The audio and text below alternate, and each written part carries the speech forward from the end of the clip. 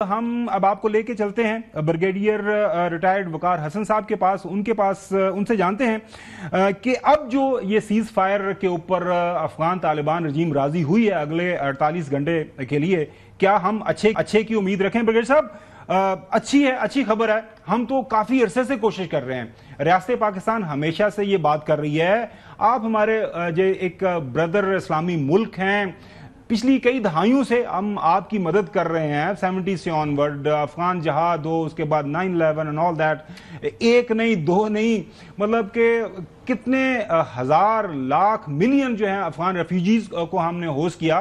तो खुदारा ऐसा ना करें।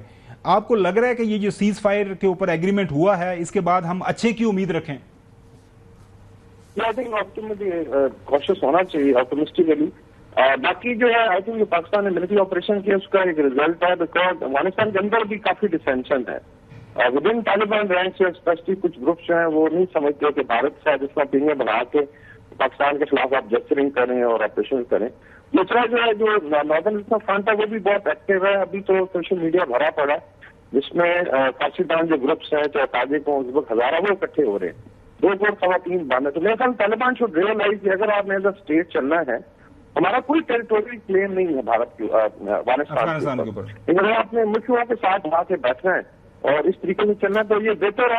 और मेरे ख्याल ceasefire is result of military operation, because Sagar उन्हें भी डेड बॉडीज भी उठानी है और हम भी नहीं चाहते कि ज्यादा ब्लड शेड हो। लेकिन अगर पाकिस्तान की सॉवरेनिटी पे आप इस तरह की फोर्स अटैक करती है तो वो तो फिर आप कह लें कि ये जो 5000 साल की तारीख थी तो 5 घंटे में फर्क कर दिए पाकिस्तान में। तो अच्छी शुरुआत है। अगर ये इस पे अमल होता है, इसमें हम श्योर बाकी दोस्त ममालिक का भी डेफिनेटली कोई ना कोई इनपुट होगी। इसमें मिडल ईस्ट है, चाइना है, रशियन है, नोबडी वांट्स के ये चीजें आगे जाएं। लेकिन तालिबान को खुद सोचना चाहिए कि ये पाकिस्तान को किस पैदाश में सजा दी जा रही थी कि बड़ा भाई कह के फिर रोजाना आप जो है अगर हमारी बातें हो रही थी, वो इंशाल्लाह बर्दाश्त नहीं होगा। अगर एक नया नॉर्मल जो है इससे पीस आता है तो आई थिंक इसको वेलकम करना चाहिए, but we should be I think optimistically cautious.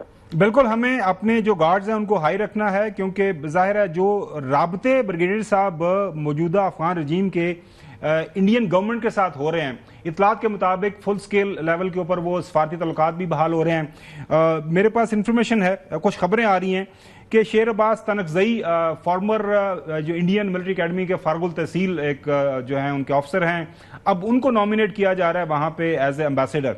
ये बहुत एंटी पाकिस्तान है, ये बुरी जो रजीम है अफगानिस्तान के अंदर वो वहां पे उनको लगा रही है।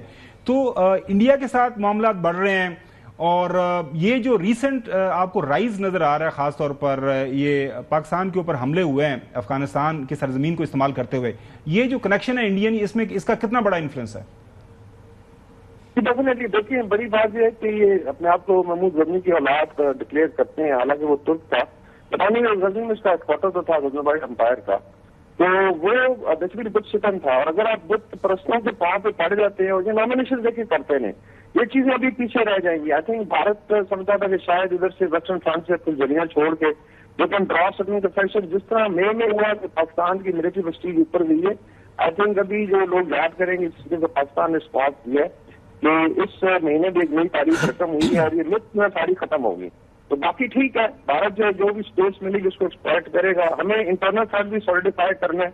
बहुत ज्यादा कंफ्यूजन पैदा की है कुछ पोलिटिकल पार्टीज ने और खामखा चीजों को ड्रैग करते हैं। बिल्कुल, इसके ऊपर भी ब्रिगेडियर साहब आपसे बात करेंगे, खासतौर पर ये जो टीएलपी का इश्यू चल रहा है। हसन यूब, अच्छे की उम्मीद रखनी चाहिए? मुझे उम्मीद नहीं है। वाई? क्योंकि इन्होंने पूरा आज टैंकों की तश्कील इन्होंने तैयार की हुई थी। ये बेसिकली फुल फ्लैज पाकिस्तान के ऊपर एक अच्छा तगड़ा हमला इन्होंने किया और आगे से पाक फौज थी, पहले से चौकस थी, दे वर रेडी। और फिर हमने उनको टारगेट किया, फिर हमने उनके टैंकों को तबाह किया, एक नहीं दर्जनों, उनकी पोस्टों को तबाह किया। फिर ये भागे, कहते हैं जी कि हम अनकॉन्कर्ड हैं सिंस अलेक्जेंडर, 5000 साल की तारीख है, फलां फलां फलां, ये बातें थी। भागे आज जिस तरीके से इनकी अपनी पोस्टर छोड़ के भागे हैं, अपनी डेड बॉडीज छोड़ के भागे हैं और झूठा प्रोपेगेंडा इन्होंने किया। आप ये देख लें कि पाकिस्तान ने तो हमेशा अफगानिस्तान के जो लोग हैं उनको अपना भाई समझा और आज भी समझते हैं। हमने हमेशा जो अफगानियों को जो है वो इतनी बड़ी जो है तादाद लाखों में हमने उनको यहाँ पर उनकी मेहमान नवाजी की, हमने उनको महाजिन को आने दिया, हम अंसार बने, हमने उनकी वजह से इस मुल्क में हीरोइन आई, उनकी वजह से अफगानिस्तान से ही पाकिस्तान के अंदर क्लैशिंग ऑफ कल्चर आया, पाकिस्तान के अंदर जो है बदमनी आई। ये तमाम के तमाम तोहफे हमें वहां से मिले, लेकिन हम फिर भी उनको अपना भाई समझते रहे और आज तक समझते रहे। लेकिन जब हमारे रोज एक कभी को मेजर को शहीद हो रहा है, कभी हमारे को 5 जवान शहीद हो रहे हैं, कभी 11 हो रहे हैं, तो ये तो रूटीन बन चुकी थी ना। तो अब तो इस तरीके से नहीं चल सकता था मामला। तो फिर पाकिस्तान ने जब इन्होंने वॉलेशन की बॉर्डर की तो हमें फिर मौका मिला, फिर हमने इनकी जो तश्कीलें हैं आज भी 30 जो इनको यहां पर लाना चाह रहे थे एंगेज करके आर्मी के साथ, ये चाह रहे थे कि जनाब उनके 30 ख्वारिज पाकिस्तान के अंदर आए और दहशतगर्दी करें। यानी आप बाय डिजाइन ये चाह रहे हैं पाकिस्तान के अंदर दहशतगर्दी करना। तो ये भी जो सीज फायर अभी हुआ है 48 घंटे के लिए, ये कोई 20वीं उनकी दरख्वास्त आई हुई थी, मिन्नतें कर रहे हैं, अब साथ शर्त भी करते हैं, एक तरफ पैगाम भेजते हैं, साथ जनाब पाकिस्तान के अंदर इंक्लूड करते हैं। तो जब ये उनका तरीकाकार है, मुल्ला मुत्तकी साहब वहां पर बैठे हुए हैं और अब तो ये इतलात मिल रही है कि वो अपने फौजियों की जो ट्रेनिंग है वो इंडियन आर्मी से करवाने जा रहे हैं। तो फितना ख्वारिज जो है वो कौन है? Indian proxy. फितना हिंदुस्तान कौन है? Indian proxy. कहां पर उनको जो सेफ हेवन्स मिले हुए हैं, कहां पर मिले हुए हैं? अफगानिस्तान के अंदर।